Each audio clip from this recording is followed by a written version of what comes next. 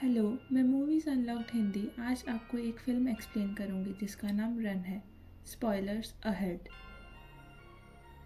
Film doctors की एक team के साथ शुरू होती है जो कोशिश कर रही है एक अर्ली बॉर्न बेबी की जान बचाने में। कुछ देर बाद बच्चे की मां डायन शेरमैन को बच्चे की हालत देखने के लिए बुलाया जाता है। उसका बच्चा जो नाजुक दौर से गुजर रहा है, तब वह पूछती है क्या बच्चा अब ठीक है। सीन बदल जाता है और हमें क्लोई नाम की लड़की दिखाई जाती है जिन्हें पैरालिस, अस्थमा, डायबिटीज़ और साथ ही 5 और बीमारियां होती है। क्लोई की डेली लाइफ में कई दवाइयाँ लेने और डेली मेडिकेशन टेस्ट में निकल जाती है। क्लोई बहुत इंटेलिजेंट लड़की होती है और उसका सपना था कि वो वॉशिंगटन के एक बड़ी यूनिवर्सिटी से अपनी डिग्री करे और इस कॉलेज में एडमिशन के लिए वो कई बार एंट्रेंस एग्ज़ाम भी दे चुकी है। जब भी कोई लेटर आता है तो वो एक्साइटेड हो जाती है, ये सोचकर कि इस बार ये लेटर उसके एडमिशन अप्रूवल्स के लिए आया होगा वॉशिंगटन यूनिवर्सिटी से। लेकिन सैडली वॉशिंगटन यूनिवर्सिटी से उसके लिए कोई लेटर नहीं आया। क्लोई को एक्सपेरिमेंट भी करना बहुत पसंद होता है और इन्हें परफॉर्म करने के लिए वो कई तरह के टूल्स भी अपने पास रखती है। एक दिन जब क्लोई पढ़ रही थी, क्लोई एक कार की आवाज़ सुनती है। वह सोचती है कि ये मेल डिलीवरी की कार है और तुरंत बाहर देखती है खिड़की से, लेकिन वहाँ उसकी माँ होती है, ना कि कोई मेल डिलीवरी कार। उसकी माँ बाजार से कुछ सामान लेकर आई थी। कुछ देर बाद जब उसकी माँ फ़ोन पर होती है तो क्लोई अपनी माँ के खरीदे हुए सामान के बॉक्स में झांकती है और चॉकलेट निकाल लेती है। हालांकि फिर उसकी नज़र गलती से एक हरी दवा के पैकेट पर पड़ जाती है। उस पर डैन शेरमैन का नाम मेंशन था। फिर क्लोई सोचती है कि आखिर उसकी माँ को कौन सी बीमारी है और ये ग्रीन कैप्सूल किस लिए है। रात में क्लोई की माँ क्लोई को सोने से पहले कुछ दवा देती है। क्लोई ये देखकर हैरान हो जाती है और अपनी माँ से पूछती है कि ये दवाई किस लिए है। तब उसकी माँ कहती है कि तुम्हारे लिए है, इससे तुम जल्दी सही हो जाओगी। ये बात सुनकर क्लोई सोचती है कि पैकेट पर तो उसकी माँ का नाम मेंशन था।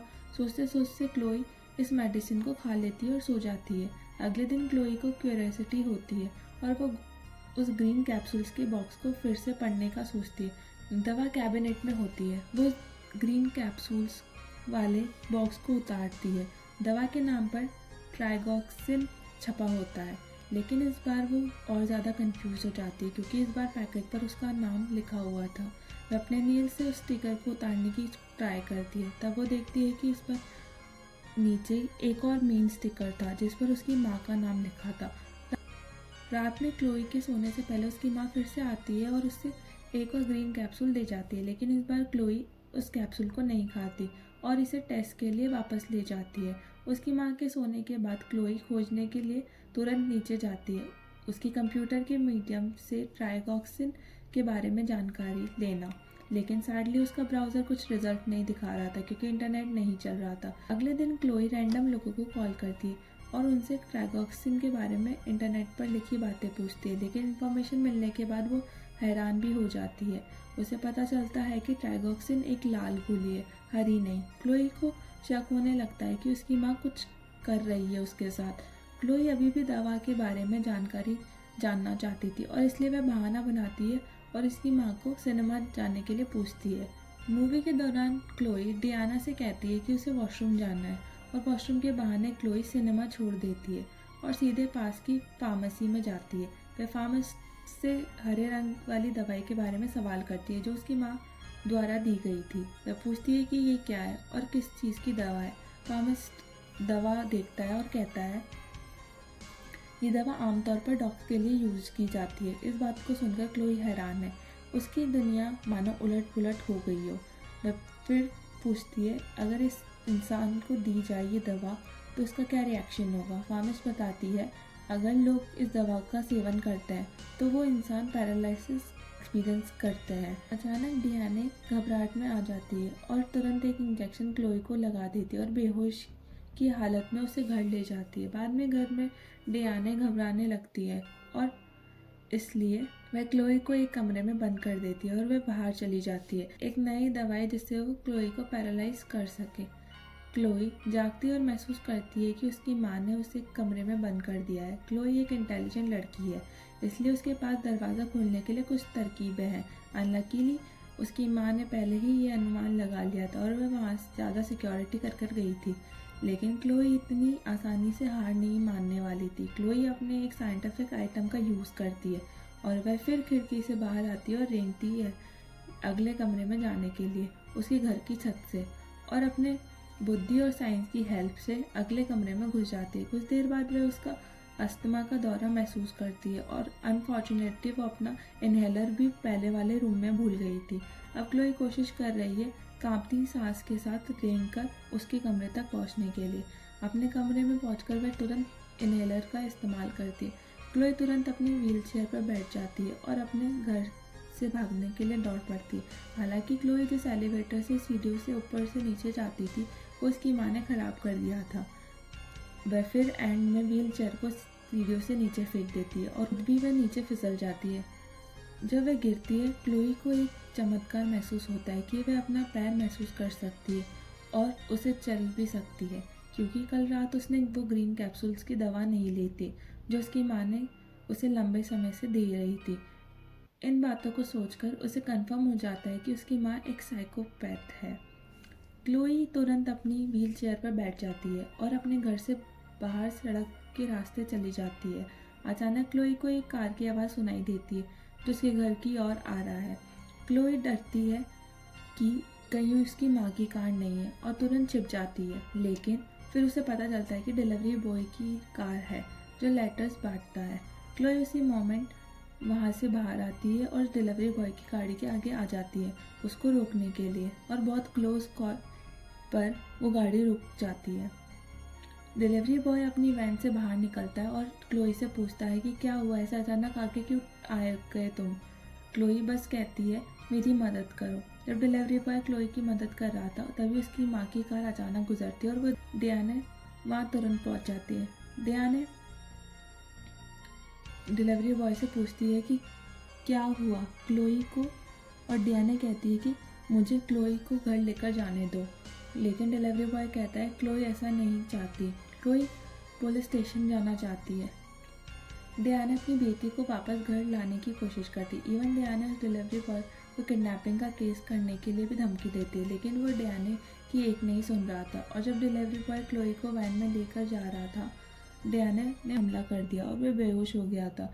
ये सब देखकर क्लोई भी डर के मारे बेहोश हो जाती है। जब वह उठती है तो देखती है कि उसकी माँ ने उसे बेसमेंट में लॉक कर दिया था, और वह अपनी माँ के द्वारा बनाया गया एक ब्लैक कलर केमिकल भी देखती है जो शायद उसको पैरालाइज करने की दवा है। वो कहीं नहीं जा सकती थी क्योंकि उसकी व्हीलचेयर पर उसकी माँ ने उसे जंजीर से बांध रखा था। फिर वो यहाँ से निकलने के लिए एक रास्ता दिखती है और उससे कुछ पेपर्स दिखाई देते हैं जो उसके वॉशिंगटन यूनिवर्सिटी के एडमिशन के अप्रूवल्स के पेपर थे। क्लोई जो जानती है कि उसकी माँ ने उसके कागज़ से छुपाया था, ये बात जानकर निराश और नाराज़ हो जाती है। उसी दौरान क्लोई को कई बातें पता लगती है।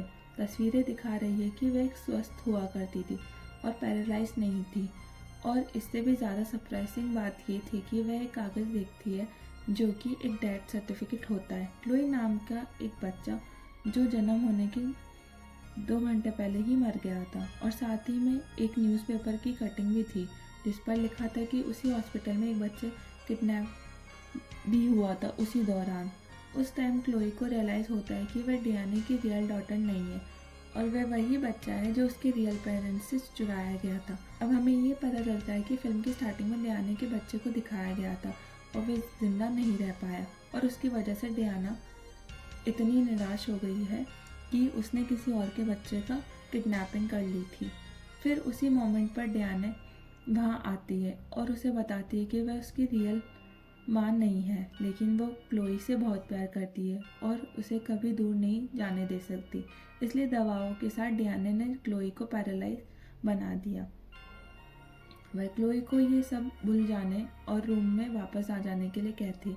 क्लोई जो अभी भी डर रही थी रूम में जाने से मना कर देती है। डियाना फिर उस ब्लैक केमिकल को लेती है और क्लोई में इंजेक्ट करने के लिए एक इंजेक्शन का यूज़ करती है। क्लोई बहुत ज़्यादा डर गई थी और वह तुरंत स्टोर रूम में आ जाती है और उसे ताला लगा देती है। वहाँ क्लोई को जहर मिलता है और जब उसकी माँ दरवाज़ा खोलने के लिए क्लोई तुरंत उस जहर को पी लेती है। डियाना बहुत रोती है ये देखकर कि उसकी बेटी जहर से मर रही है। यहाँ कंक्लूज़न ये निकलता है कि डियाने क्लोई से इतना प्यार करती थी कि वह उसको कंट्रोल करने के लिए बहुत सारी चालें चलती थी। लेकिन यहाँ एक सवाल आता है, क्या ये सच में प्यार है या सेल्फिश लव है? जब क्लोई, जिसने जहर ले लिया है, तुरंत एक हॉस्पिटल में ले जाई जाती है और फॉर्चुनेटली क्लोई ठीक हो जाती है वहाँ के एक डॉक्टर से। लेकिन वह अभी भी बहुत मुश्किल पाती है और हिलने में और बोलने में। फिर क्लोई अपनी माँ को देखती है जो क्लोई के रूम विंडो से उसे घूर रही थी। क्लोई जब ये देखती है तुरंत नर्स से मदद मांगती है, हेल्प बटन दबाकर। क्लोई अभी बोल नहीं सकती थी, इसलिए वह केवल संकेत दे सकती थी। वो अपने इशारों में बात कर रही थी, वो अपनी आंखों से सिग्नल दे रही थी। फिर नर्स क्लोई को एक नोटबुक और पेन देती है ताकि वह कुछ लिख सके। जब क्लोई एक शब्द बना रही थी, अचानक से इमरजेंसी अलार्म बजता है और नर्स बाहर चली जाती है। पता चलता है कि इमरजेंसी अलार्म डियाने ने ऑन किया है। फिर डियाने क्लोई के कमरे में आती है और तुरंत क्लोई के सभी मेडिकल इक्विपमेंट को बाहर निकालती है और उसे बाहर ले जाती है। क्लोई के रूम में फिर से नर्स वापस आती है। वह क्लोई के लापता होने से कंफ्यूज हो जाती है। नर्स क्लोई द्वारा लिखे गए नोट को देखती है जिसमें लिखा है मॉम। नर्स तुरंत रिपोर्ट करती है क्लोई को ढूंढने के लिए। जब वे लगभग हॉस्पिटल से बाहर जा रहे होते हैं, क्लोई की माँ क्लोई की व्हीलचेयर को आगे नहीं हिला पा रही थी। ये पता चल रहा था कि क्लोई अपने पैरों का यूज़ करके उस व्हीलचेयर को रोक रही थी। हाँ, यहाँ क्लोई अपने पैरों को थोड़ा हिला पा रही थी। फिर सिक्योरिटी गार्ड्स उन्हें जाने के लिए रोकने आते हैं। ये देखकर कि डियाने ने सिक्योरिटी गार्ड पर बंदूक तान दी थी। वह सिर्फ अपने बच्चे के साथ घर जाना चाहती थी। एक सिक्योरिटी गार्ड डियाने को गोली भी मार देता है और वह सीढ़ियों से नीचे गिर जाती है। क्लोई को बचा लिया गया था और डियाने को ऑफिस ने अपनी कैद में रख लिया था। फिर हमें 7 साल बाद आगे का सीन दिखाया जाता है, एक मेंटल हॉस्पिटल का। अब क्लोई भी एक एडल्ट बन चुकी है और उसे अपने पैरों को हिलाने में सक्षम दिखाया जाता है। हालांकि ये अभी भी उसके लिए संघर्ष कर रही होती है, जो कि मतलब स्ट्रगल कर रही होती है। वहाँ क्लोई किसी से मिलने जा रही है जो डियाने शर्मन निकली होती है। क्लोई का कहना है कि उनका जीवन अब उनके लिए लेयर फैमिली के साथ है। वो बहुत खुश है और उसके कई दोस्त भी हैं और वह अपने फेवरेट यूनिवर्सिटी से पास आउट भी है। क्लोई के बाय कहने से पहले वह उसके मुंह से कुछ निकालती है जो कि वही ग्रीन कैप्सूल होता है। क्लोई फिर कहती है, आई लव यू मॉम। ये फिल्म यहीं ख़त्म होती है। इस तरह की और वीडियो के लिए सब्सक्राइब करें। अगर आपको हमारा हिंदी एक्सप्लेनेशन अच्छा लगा हो तो हमारे चैनल को सब्सक्राइब करें। Thank you.